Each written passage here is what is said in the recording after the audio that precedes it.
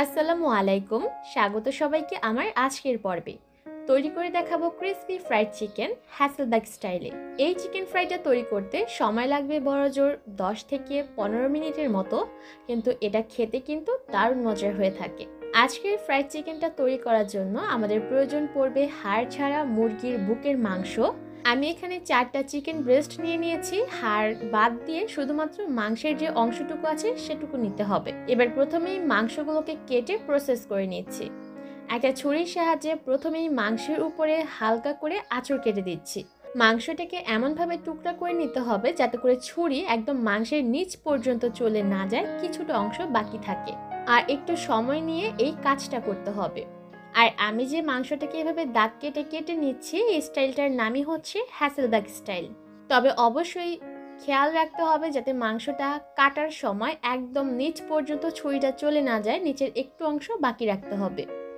উপর দিক থেকে মাংসটা ভাগ করা হলেও নিচের দিক থেকে কিন্তু মাংসটা কেটে যায়নি। আর মাংসগুলো দেখে নিশ্চয়ই বুঝতে পারছেন, উপর দিক থেকে ভাগ করা হলেও নিচের দিক থেকে কিন্তু আটকে আছে, ভাগ হয়ে যায়নি। আর এভাবে করেই কিন্তু চিকেনগুলোকে কেটে নিতে হবে। সবগুলো চিকেনই যখন কেটে নেওয়া হয়ে যাবে তখন এর মধ্যে দিয়ে দিলাম 2 চা চামচ লাল মরিচের গুঁড়া, সামান্য একটু লবণ দিয়ে দিলাম, চিলি ফ্লেক্স দিয়ে দিলাম 2 চা চামচ, গোলমরিচের গুঁড়া দিয়ে দিলাম 1 চা চামচ, 1 টেবিল চামচ দিয়ে দিলাম সয়া সস, 1 চা চামচ দিয়ে দিলাম আদা রসুন বাটা। এবার মশলার সাথে মাংসগুলোকে ভালোভাবে মাখিয়ে নিতে হবে। আর মাংসের যে কাটা অংশগুলো আছে সেই কাটা অংশের মধ্যে হাতের সাহায্যে মশলা খুব ভালোভাবে ঘষে ঘষে লাগিয়ে দিতে হবে। আর একটু সময় নিয়ে এই মিক্সিংয়ের কাজটা করবেন, তাহলে মশলা খুব ভালোভাবে চিকেনের ভিতর ঢুকতে পারবে আর এটা ফ্রাই করার পর খেতে বেশি ভালো লাগবে। মশলা দিয়ে মাংসগুলো মাখিয়ে নেওয়া হয়ে গেলে আমি এই মাংসগুলোকে 20 মিনিটের মতো রেস্টে রেখে দিব।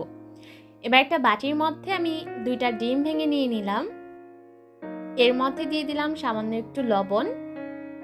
এবার খুব ভালোভাবে ডিম 2টাকে ফেটিয়ে নিতে হবে। ভালোভাবে যখন ডিমটা ফেটিয়ে নেওয়া হয়ে যাবে তখন ডিমের বাটিটাকে আমি একটা সাইডে রেখে দিচ্ছি।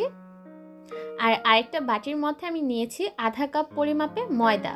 এবার ম্যারিনেট করা চিকেনের থেকে একটা চিকেনের টুকরা হাতে নিয়ে এভাবে করে ময়দার মধ্যে ভালোভাবে কোট করে নিতে হবে। আর মাংসের যে চেরা অংশগুলো আছে সেই অংশের ভিতরেও হাতের সাহায্যে ভালোভাবে ময়দা দিয়ে কোট করে নিচ্ছি। আর যখন সম্পূর্ণ মাংসটাই ভালোভাবে ময়দা দিয়ে কোট করে নেওয়া হয়ে যাবে তখন এই মাংসটাকে তুলে নিয়ে ডিমের মিশ্রণের মধ্যে ভালোভাবে চুবিয়ে নিতে হবে। আর অবশ্যই খেয়াল রাখবেন প্রতিটা কাটা দাগের মাঝে যাতে ডিমের মিশ্রণটা পৌঁছে যায়। ডিমের মধ্যে মাংসটাকে ভালোভাবে চুবিয়ে নেওয়া হয়ে গেলে এবার এটাকে তুলে নিয়ে দিয়ে দিচ্ছি টোস্ট বিস্কিটের গুঁড়ার মধ্যে। আমি এখানে 1 কাপ পরিমাপে টোস্ট বিস্কিটের গুঁড়া ব্যবহার করেছি। আপনারা চাইলে টোস্ট বিস্কিটের গুঁড়ার পরিবর্তে ব্রেড ক্রাম্বও ব্যবহার করতে পারবেন। এবার খুব ভালোভাবে বিস্কিটের গুঁড়া দিয়ে কোট করে নিচ্ছি। অবশ্যই খেয়াল রাখবেন যাতে চারিদিক থেকে বিস্কিটের গুঁড়া মাংসের গায়ে লেগে যায়। আর অবশ্যই চেরা অংশগুলোতে বিস্কিটের গুঁড়া হাতের সাহায্যে দিয়ে দিতে হবে। এর মধ্যে কিন্তু চিকেনটা ভালোভাবে বিস্কিটের গুঁড়া দিয়ে কোট করে নেওয়া হয়ে গেছে। সেম পদ্ধতিতে আমি বাকি মাংসের টুকরাগুলোকেও কোট করে নিব আর এগুলোকে ভাজতে চলে যাব।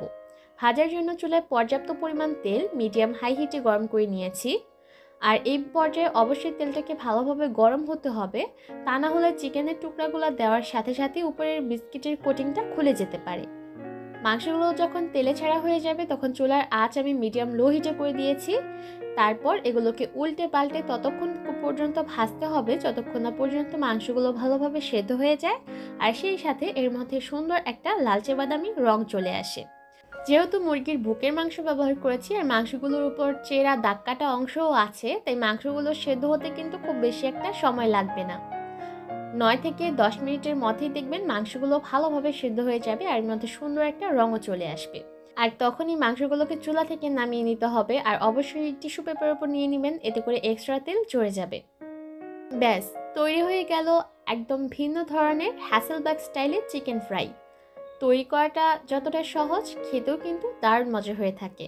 বাড়িতে বানালে দেখবেন ছোট বড় সকলের কাছেই ভালো লাগবে। আশা করছি আমার আজকের রেসিপি আপনাদের কাছে ভালো লেগেছে। বাড়িতে অবশ্যই রেসিপিটা ট্রাই করবেন, আশা করছি মন্দ লাগবে না। আজকের মতো এখানে বিদায় নিচ্ছি। সবাই অনেক ভালো থাকবেন। আল্লাহ হাফেজ।